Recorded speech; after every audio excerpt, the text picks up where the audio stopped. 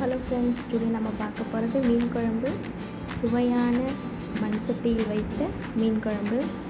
இதுக்கு நாங்கள் காளா மீன் அப்படிங்கிற மீன் எடுத்துருக்கேன். புளிக்கரைசல் தேவையான அளவு புளி எடுத்துக்கோங்க, நல்லா கரைச்சி ஜூஸாக எடுத்துக்கோங்க. இது எங்கள் ஊர் சைட்லாம் நாங்கள் இப்படி தான் மீன் குழம்பு வைப்போம். அதில் தக்காளி 2 போட்டு நல்லா பிசைஞ்சு விட்டுக்கோங்க.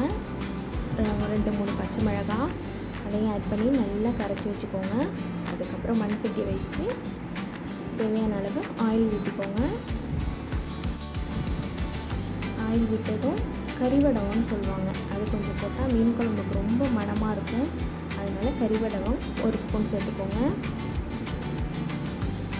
கறிவடகம் நல்லா வெடித்ததும் ஒரு 10 சின்ன வெங்காயம் நல்லா தட்டி வச்சுருக்கோம், அந்த சின்ன வெங்காயத்தையும் ஆட் பண்ணிக்கோங்க.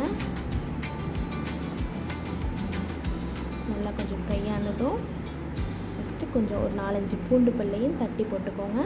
கறி லீவ்ஸ் போட்டு நல்லா மிக்ஸ் பண்ணி விட்டுக்கோங்க. நல்லா வதக்குனிங்கன்னா மீன் குழம்பு நல்லா டேஸ்ட்டாகவும் இருக்கும்.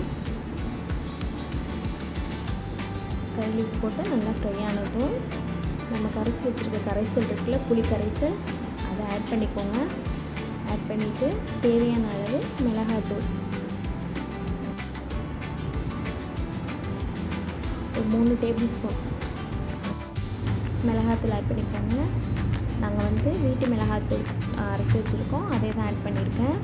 அதிலே மல்லி மிளகாய் எல்லாமே இருக்கும், அதனால் இந்த வீட்டு குழம்பு மிளகாய்த்தூள் மட்டும் ஆட் பண்ணால் போதும்.